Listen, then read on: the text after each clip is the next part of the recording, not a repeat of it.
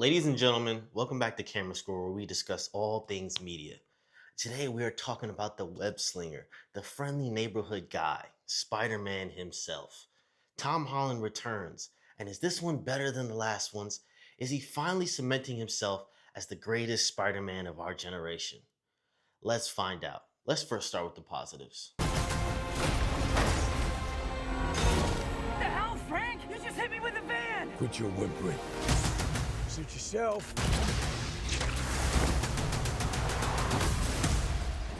Mother. Go home! And sometimes Spider-Man has to do the hard thing, even if it breaks Peter Parker's heart. So right off the top, you can tell that they put a greater emphasis on the visuals in this one. His visuals were never bad, but a lot of times his suit looked very fictitious. It didn't look real. A lot of his movements, you could tell it was the usual CG. In this one, they make an effort. You can tell the thread quality. You can almost see the thread count in his costume. As he's diving, the fabric is moving. You can see that they put an emphasis on his more homemade aspects of it. The materials aren't as science fiction and high fantasy as they were before, made by Tony Stark. In this one, you can tell it's just a guy with, albeit access to crazy high technology and a 3D printer I've never seen, but you can tell it's just a guy that's making the suit and repairing it himself. And that is really, really cool. Another aspect is the action is great. The amount there is I wish there was a little bit more. We'll get into that later. But the amount that's here, the action that is here is spectacular. And I found out that Jackie Chan's stunt team was working with them on this, and it shows in spades. Oh my goodness. The man who essentially invented, I know he didn't technically invent it, but the way he pioneered action comedy is perfect for Spider-Man.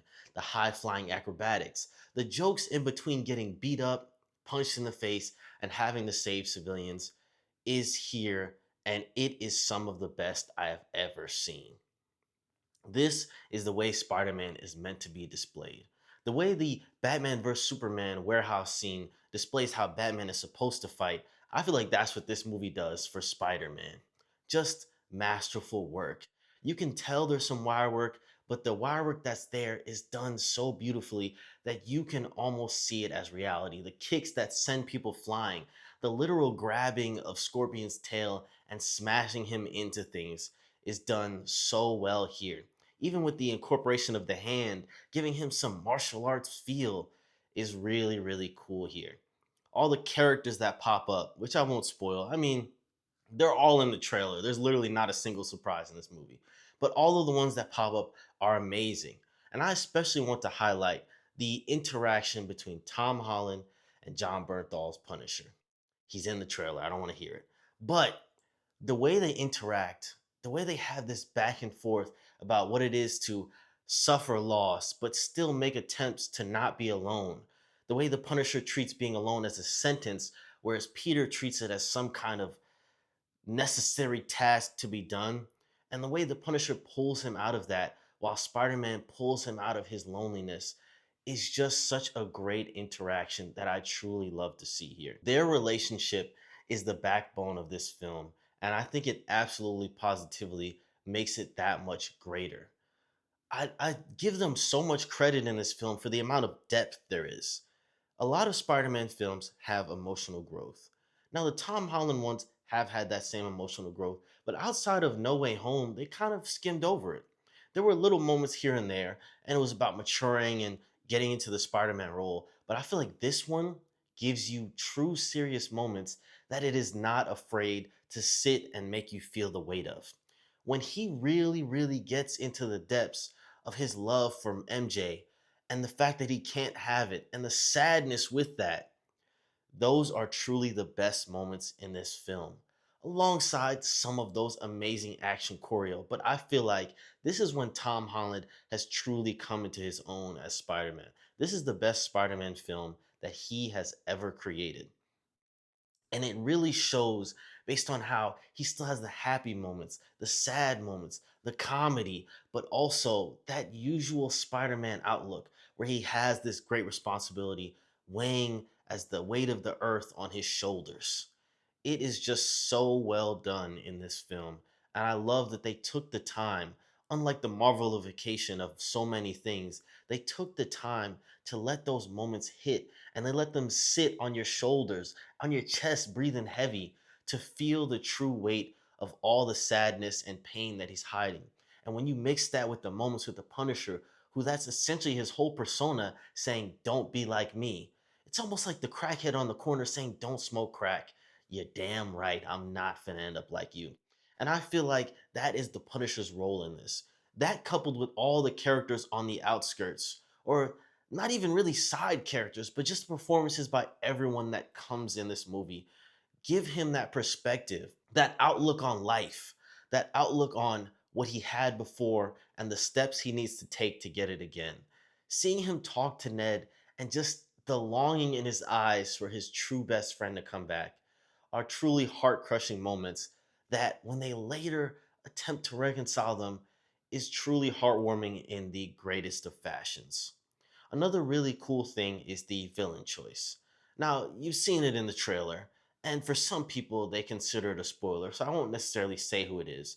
But I think it's a cool incorporation because it gives you this perfect interplay between memory and loss and dealing with trauma that I feel like only this villain could really put in perspective in a film like this. A lot of villains, almost like Maxie Lord in that terrible Wonder Woman film, kind of touch on that, but I think in this case, you truly get a sympathetic villain, not really akin to Killmonger, but in a way that you can still understand what they're going through and feel for them.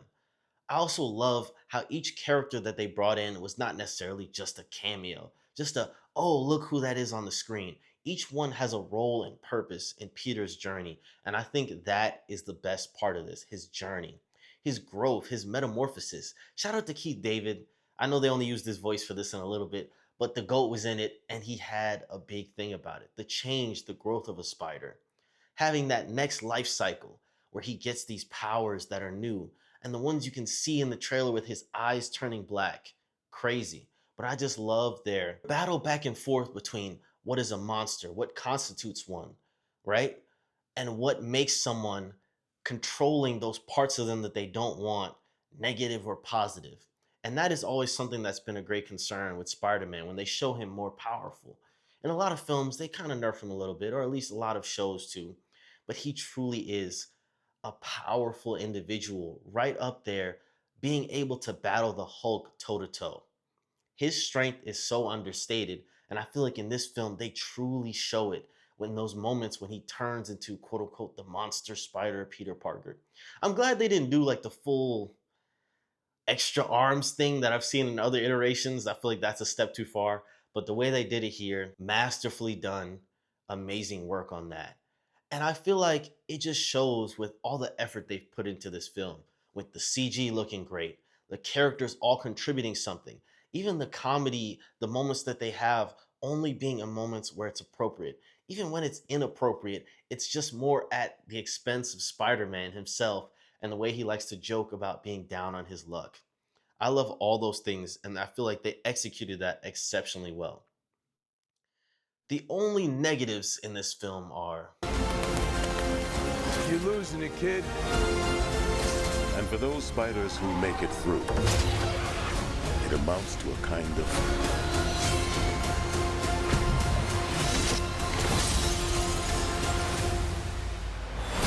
rebirth. I feel like this film suffers a little bit from pacing issues.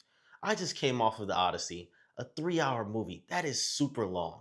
But this movie almost felt longer than that at some points. I just feel like, yes, it is about his growth as a character, but that doesn't necessarily mean you have to have these big stretches of no action. Now, you might be like, "oh, do you need to see action all the time?" I'm sorry, I thought I expected high flying action in my Spider Man film. I feel like people love to toe this line of, well, if it's an action movie, it has no substance. Or if it all has substance, it doesn't need action. We need a mix of both. And that's what makes these superhero films amazing.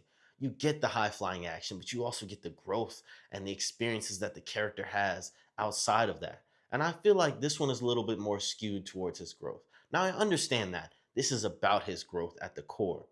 Take the villain and all the other side characters away. It's really about his growth as a person, an individual realizing that he can never do this alone and it's impossible to do so, even in the final confrontations. Speaking of the final confrontation, though, I feel like we got another kind of talk no jutsu kind of thing. And it doesn't necessarily take away from the film. Again, it's all about growth. But with choosing this kind of villain, you kind of have to change the final confrontation from a big superhero action fueled battle to one with quiet moments and sharing trauma and creating a bond in that way. That makes it a little different. Again, it solidifies that same growth I was talking about, but it isn't exactly the epic climax that we were all looking for, or at least that I was looking for. Now, I won't take too much away. I was genuinely entertained through most of this film, and I love to see the depths that Tom Holland took it to, finally showing those acting chops that we know he has displayed in other films, including The Odyssey. But I would have liked to have a better pacing, a more streamlined flow of showing his growth while also fighting villains and mainstays and the other characters that pop up. But it doesn't take too much away from the total experience. But I'm just here for the camera score. And for this film, it is 8 to 9 weird webs coming out of the wrist out of 10. And I feel like it is a film I could understand if people give it higher scores. If you think this is the perfect Spider-Man film, I won't necessarily debate you too much. I just feel like for me personally, it wasn't enough high flying action. And as an action fan, you might be like, oh, well, you don't like things like that. Well, how about you go watch Once Upon a Time in Hollywood with me and hear me talk about how amazing that film is, even with the little amounts of action that's in that. I just think for the type of film that this is, it doesn't necessarily have enough of what I was looking for, but enough of it for me to still rate it highly. But you let me know. Is this the greatest Spider Man film ever? I don't think so. But you let me know if you think it is. Is this Tom Holland solidifying himself as the greatest Spider Man ever? You let me know as well. And I'll see you guys on the next one.